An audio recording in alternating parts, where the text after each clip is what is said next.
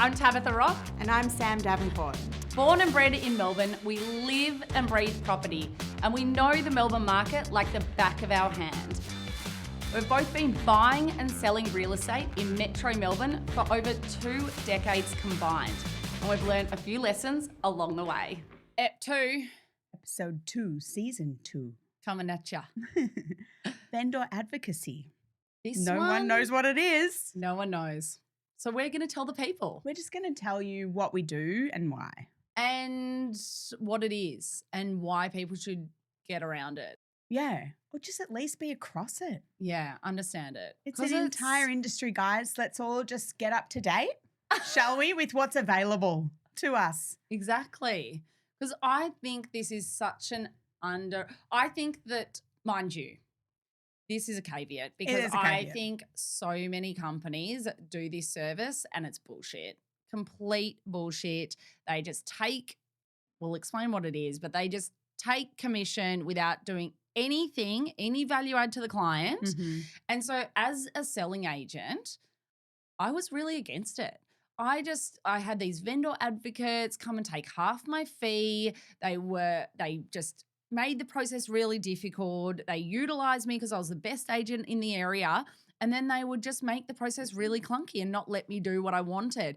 But I think, and that's why I was probably reluctant when we started this business to offer it to clients. But I think naturally we had a lot of friends and family ask us for guidance when they went to sell, which is what vendor advocacy is all about.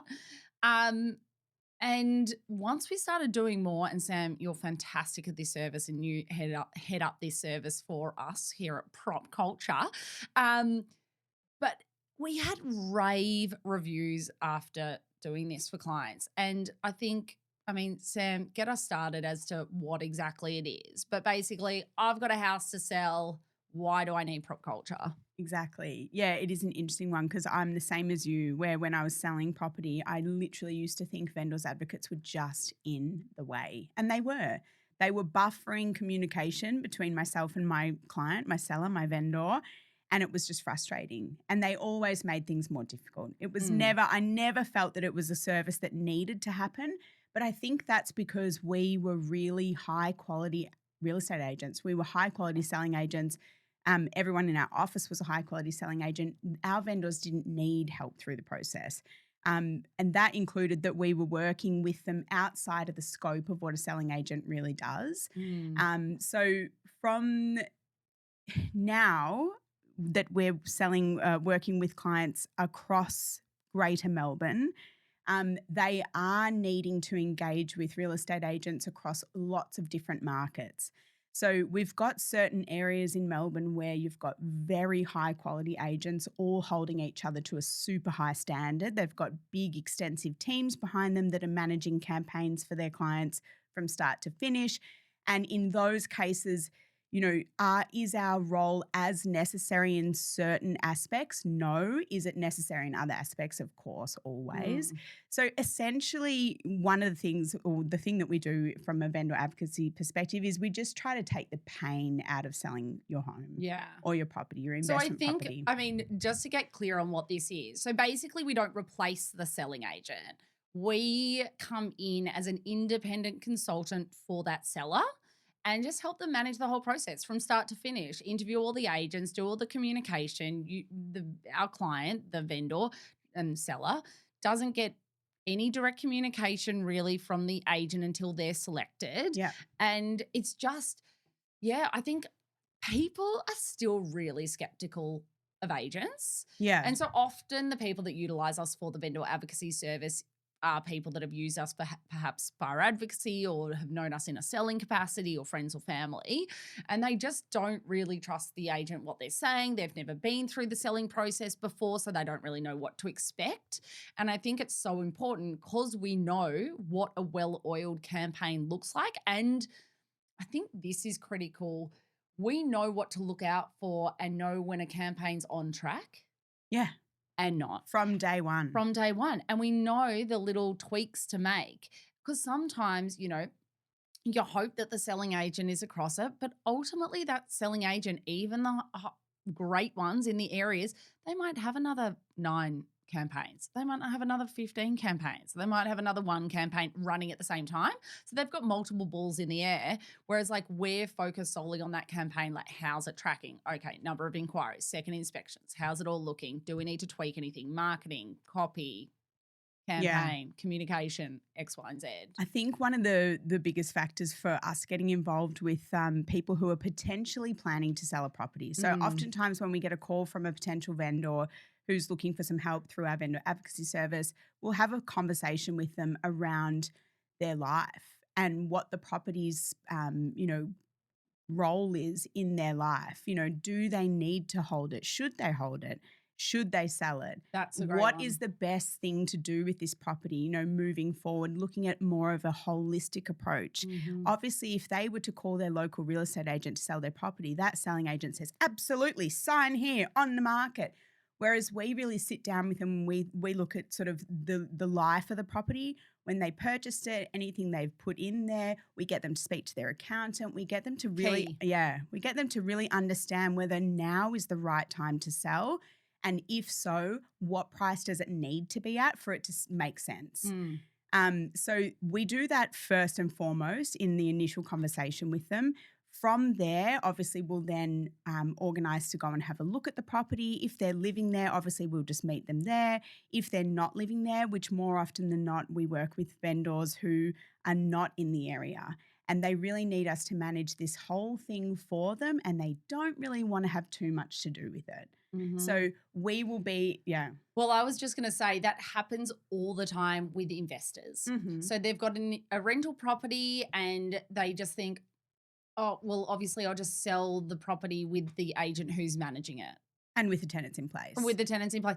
And I literally had a conversation with a client yesterday who sold her property before she engaged us for an advocate, the buyer's side, with the agent that was just managing her property. And she said it was an absolute shit show. Yeah. And that's what I hear time and time again. Like they're just selecting the agent based on ease and based on like feeling comfortable because they know that person, they've managed it.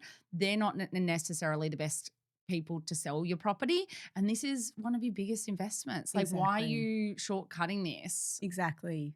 So one of the first things that we'll do is we'll go into the property without the vendor there, whether or not they live in the property. We'll go through, we'll meet 2 to 3 local high quality selling agents to come in, give an appraisal, do a full submission, give us their marketing costs, give us their commission fee structure, give us all of the information we need in order to give our client, the vendor, a cross-section of information in relation to the potential, we still haven't made any decisions on whether we're selling yet, the potential sale of the property, and we sort of streamline that information for them. So obviously we receive multiple, emails and pieces of communication from 3 different agents, but we streamline that for the client. We send them through an overview of exactly the key factors they need to know, not the network of the agent and how many people are in the team and all the reasons why they've so got 49 amazing. Offices and their submissions are like 100 pages long.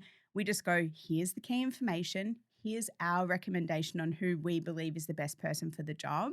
And then we make a decision from there if we're going to proceed with the sale. Well, I think the important part there is that so many people get wrong is when they're during their campaign, they've selected an agent. They're like, oh, it's not tracking well. We're not going to hit our reserve.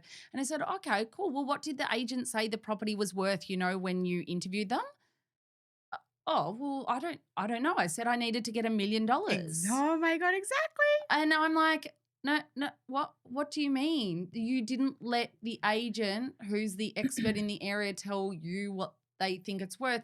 They just agreed with what you wanted, so you signed on. Yeah. There's your problem. And I think that that's one of the key points that we help with clients is we don't let them get in that position where they are getting semi-interviewed by agents. Like, what do you feel like your property is worth? Have you seen any properties comparable to yours sell recently? So you've got an idea of value of yours. Next minute you're saying, yeah, I want 1.5. And they've just got an understanding of your value. And then they're going to justify that with comparable sales despite what they truly think it's worth. So then they sign you up, you pay the marketing, then they go to work. And then week 1, the conditioning begins. Vendor conditioning, where they contact you And even though when they first came through and met you at your property and told you about all the amazing reasons why your property is the best one they've seen in years. And did I tell you your haircut's incredible? You know, like it's all Oh my God, what, you sunshine and- also go for Collingwood Magpies? Oh, they're my Me too. son's cousin's favourite team. You want tickets? Yeah. Yeah. You know, it's all sunshine and rainbows when you meet with an agent. And as we've said, we are real estate agents. Yeah. We are licensed real estate agents. We love them. Yeah. This is we- not shade. No, not shade. It's obviously the game. And, us being vendors, advocates, we know the game. So we can just help you navigate that. The game. In a way that is going to make it a lot less painful, a lot less stressful. And you are ideally, obviously can be unforeseen circumstances, of course, in any sale, but you are ideally not going to have any surprises come That at just you. reminded me of a story. We were selling my family home and Morgie Street. Morgie? Morgie with some absolute legend agents in Abbotsford. But I remember my mum telling me that halfway through the campaign, they were like, the freeway. And I was like, and my mum's like, yeah, the freeway opposite our house has been there since you signed us on. Exactly. It just doesn't automatically equate to now $100,000 discount because you've suddenly worked out the buyer feedback is that the freeway's a problem. Yeah. The freeway was always a problem. They'll come in, pre-listing. So before they've been appointed as your selling agent, they'll come in. There will not be a negative word out of their mouth. Even if you are a south-facing property on Dandenong Road and you've got a tower that's about to be built next door that's got plans approved, sitting at council, they've started breaking ground on that site, they will not mention it. But the minute you start a campaign, that is all that will be thrown back at you for reasons why, in fact, it's not worth this, it's now worth this. So when we meet agents on behalf of our clients at the property, first of all, I give them 15 minutes. Brutal. Brutal. I'm not sitting there. Normally a pre-listing appointment with a new potential client with a selling agent is an hour. 15 minutes, my friend, because I don't want to hear any of the fluff. We don't have time. No. We're in and out. I'm doing back-to-back appointments with 3 agents. I'm there for almost an hour as it is. So we get them in and they know not to bullshit with us. They know that they don't need to blow smoke up our whatever. And we just cut to the chase. And I say to them, in terms of evaluation, obviously evaluation, we always take it with a grain of salt. They're going to sort of be really positive because if they're too negative on price, they're not going to get the listing. So, but we know that, we understand that, and we know the questions to ask in those initial appointments. So we really cut through the crap when it comes to a submission from a real estate agent, and we hope that what we're going to receive from them is going to be pretty close to the truth. And if it's not, we're able to sort of guide our client around, how to read between the lines. So once we've done that, we obviously, as we said, we sort of, provide all that information to our client with our recommendation on who. This is before you've signed on with anyone, I might add. Yeah. Like all this information, you haven't paid $1 to anyone, not us, not agents. Like this is all sort of work that we do. And then if you get the vals back and the client doesn't like where they're sitting, like we all just walk away and no money's been paid to anyone and no agents have your details and like you're not being prospected till the end of day about when you're going to sell next. I think that the privacy of your information in this service is so important. I mean, we've just recently worked with someone pretty high profile and they just didn't want all the agents contacting them directly, having their mobiles, their email addresses. There's something nice about that. Absolutely. And we're sort of, we're not, I'm not going to say we're using people, but we're obviously getting that real cross-section of information from who we believe to be knowledgeable in the area. So using agents. Yeah, using agents, Like we're getting that, we sort of, oftentimes we already know potentially who's going to be the right fit, possibly, but then maybe it has to be a fit for the client as well. Like it's not like we're just, who's the best auctioneer and who's got the best track record. It's also a bit of like, if you're not going to gel with the seller and the vendor, this is not going to work. Exactly. Because it's a very intense like a lot of times, because we work in mostly auction-centric areas, it's an intense 4-week campaign. Mhm. A lot of things are happening. You've got almost daily communication between the team. If you don't like the person right from the start, it ain't going to work. No, and it will end up being the issue, and no matter what happens in the campaign, it will always be pointed back to that issue, which is that it's the wrong agent. So yeah, selecting the right agent from the get-go is super important. But we're not only getting their opinion on, their fee structures and their idea on pricing and all of those things, but obviously we're asking them about pre-sale works, presentation, how far do we need to take it? Do we need to rip up all the concrete and re-landscape the backyard? And if 2 out of 3 say yes, and that is going to add considerable value, that is what they believe the buyer who's going to be coming through the door is expecting to see when they walk out the back door, and that's what's going to make the difference to the sale, then obviously we've got quite a good set of information there. But if 2 out of 3 or 3 out of 3 are obviously saying, no, God, no, don't do that. Just put some Put the board out the front. Put the board out, put the board out the front. That was your Hawthorn place. It was like that was going to get knocked down, sadly, because it was a beautiful period home. Don't do a thing, board out the front, great marketing, let's go. I know, but even with that one, like we still did substantial pre-sale work. Oh, did you? Yeah, my God, that garden. I never walked through it. Oh, it was amazing. But that garden, like we had gardeners go there multiple times because it was so overgrown, and it was even though, yes, it's going to be knocked down, still, you needed to see the size. You needed to see the size and the scope and the incredible nature of the property, the city views from the top, all of these things. We did professional cleaning inside, restyling of the existing furniture that was left there. It was a deceased estate, and a major garden cleanup.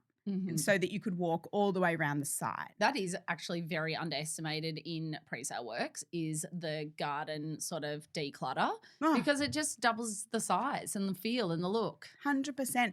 And when you look, like we were saying in last episode, when buyers look at a property that they feel has been poorly maintained, it lowers their... Great point, girl. Yeah, it lowers their idea of the price. So if they think, oh, this has been, well looked after, it's a very different place to come from when they're bidding under auction conditions. So yeah. So that's all the start. Then you select the agent, help them select the agent. You talk them through, even down to like, we need to get a contract drawn up, because I don't know whether people know this, but a lot of those conveyances, the agents are recommending, they are getting kickbacks from those conveyancers or solicitors. So just be wary of that. But we can even sort of help coordinate getting that contract put together. What else do you need to get underway? And then the campaign. Yeah. I think this is part of the process that you're a game changer for people, because as you said a few moments ago, like it's so highly emotionally charged. And I think sometimes agents, as good as they are, as experienced as they might be, forget that this is often people's first time selling. They've never, and they like, it is so fraught with emotion. Maybe it's their family home. And, I think it's underestimated. And you really guide people and navigate it from an emotional side, which obviously why females are so fantastic in real estate. But that campaign management and flagging quite early on, okay, we should have expected more inquiry, even if the agent's not saying that. Yeah. You're sort of putting it back on them like, hey, in relation to this campaign that went really well, how are we tracking? Yeah. And those sort of questions the average seller is just not asking, because even if you've sold once before, like you just don't know what you don't know, and you don't know the right questions to ask. And even an agent selling down in Seaford is very different to an agent selling in Surrey Hills. Exactly. And they operate the campaign very differently. So you've seen it over all of Melbourne. And so sort of what to look out for. Why isn't this agent communicating enough? How did that private inspection go? Where's our feedback? X, Y, and Z. Exactly. Asking the hard questions from the beginning. And human nature for sellers, for owners who have got their property on the market, is to try to just look for the positive. Like they don't really want, of course, I wouldn't want to either. Gosh, you don't get critical on me. Yeah, you don't want to think about anything failing. You really don't. Like that's like the worst case scenario. So you just want to take, you got 3 buyers through the first open. That's good. 2 were neighbours. Oh, good. Okay. Yes, that's good. It's like, no, Yeah. that is a shit show. And Yeah. we need to absolutely change. Problemo. We need to really assess the issue here in week 1 so that by the time we get to week 4 on auction day, there ain't no surprises and we do have a buyer. So oftentimes in a campaign, where the agent's job is to list the property. Yes, their job is to sell it, but their number one focus in their industry and in their job is to list property to sell, because generally in Melbourne, property sells itself. The rest takes care of That's itself. the rest takes care of itself. It'll sell. It'll sell eventually. So that their focus is the list. So my focus with my seller is to then get it sold. So working And with for a great price. Like, don't and for, for a great and price. for raving fans at the end. Like, Oh, of course. the beauty about selling a property is, in fact, you've only forked out a bit of marketing costs. Like, you're not paying a fee to anyone for anything until you're selling for a price you're happy with. Exactly. Like, that's the key. But our sellers are never in a position where they get to auction day and they've got a surprise on their hands. That is never the place that they're sitting in. They are always completely informed. They know exactly what to expect. Until they have that rogue buyer that rocks up on auction day and starts bidding frantically and everyone's looking at each other like, who the bloody hell is that? God, we love those buyers. I know. They're the best people in the world. Yeah, when you're on the selling side, not when Selling you're on the side. buying side. I remember being on the buying side in Brunswick and it was like already about 5 bidders at this one auction. And then this person came out of nowhere. Yep, they just rocked up on the day Yeah. and bought it. And I was not happy. Anyway, I really digress. But anyway. Yeah, it's wild. But through the campaign, obviously, in many ways protecting the vendor from a lot of the unnecessarily stressful conversations that can occur around pricing, which, like we touched on at the start, is called conditioning the vendor. So if that information needs to be passed on and the conversation has to be had, we'll have it. Yeah. But if it doesn't, Yeah. then we won't. We're not doing that. We're not adding extra stress and pressure to a scenario where it just doesn't need to happen. 100%. So we're obviously managing all of the communication from the agent through the campaign. You're being kept up to date as the seller as much as you wish. Some sellers don't want to hear it. Yeah. And some want to be across every conversation. But I think that, like, the one important takeaway from this episode is, like, just make sure you really understand what a vendor advocate is going to do for you in the process, because there's a lot of people just taking a clip of the ticket from the selling agent. They're doing nothing at all for their money. They're not guiding you, helping you. There's no value add, and they're actually in the way, as we mentioned right from the start. So not all vendor advocates, not all buyer advocates are the same, but really delve into, like, what are you going to bring to the table? Why is it of value? How are you going to help me? Yeah. Because it does get some agents offside when there is this middleman in the way that is taking a large portion of their fee. And I think that's one thing people don't understand with this service is it doesn't actually cost the seller anything extra. Yeah.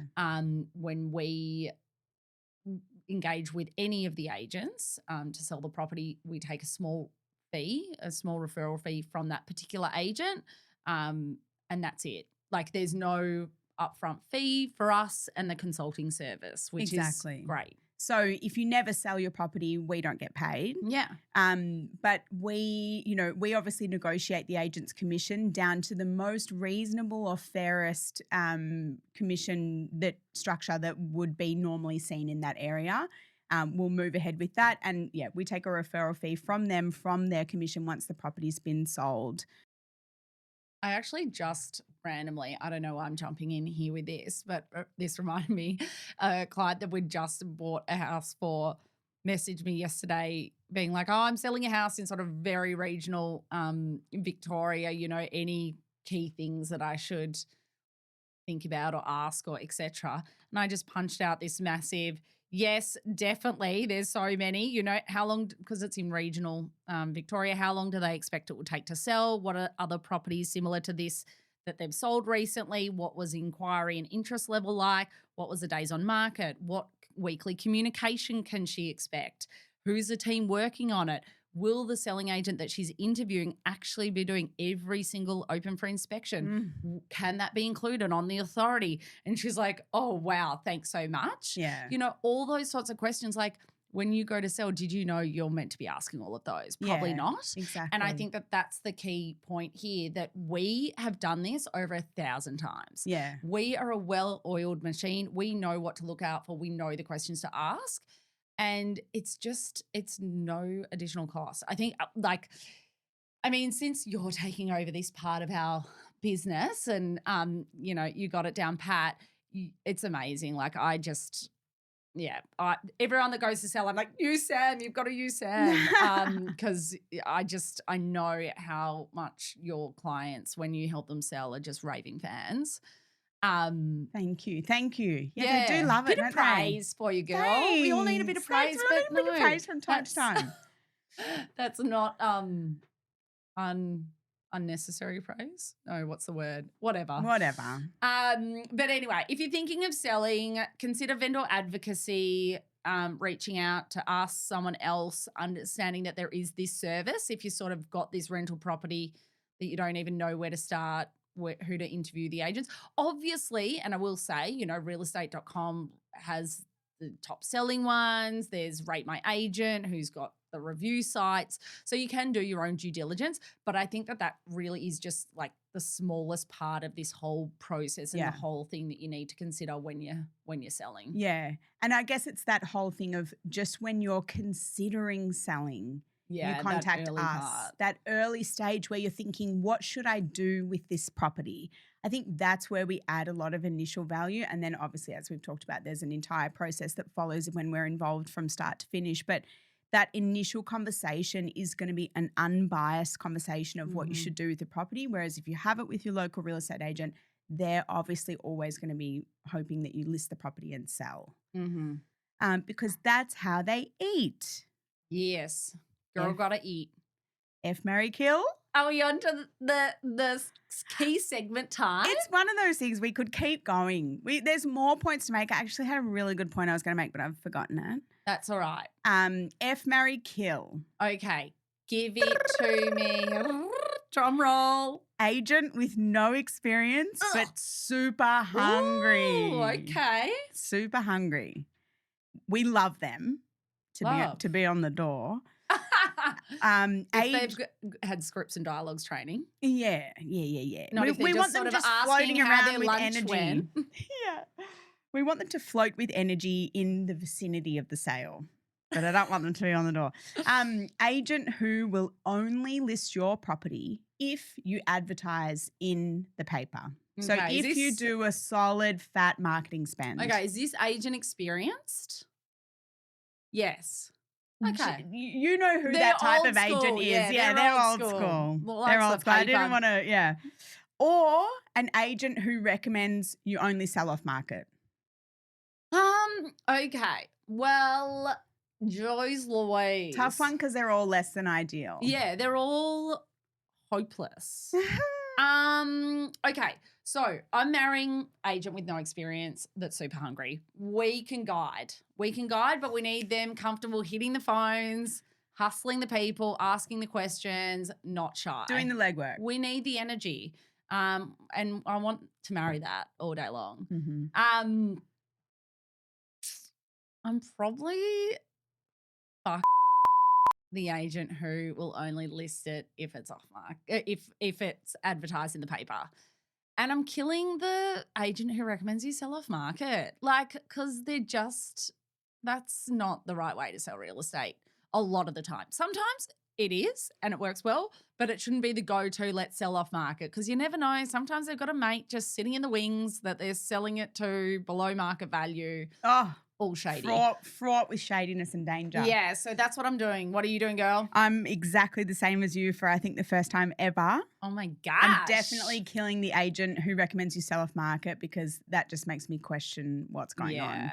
What's going on and why? We all know that the only way to get that wild extra, 50, 100, 200, 300 grand over market value in real estate is to either have it through direct competition out in the street with bidding going back and forth, or with a sort of closed door expressions of expressions interest. of interest campaign.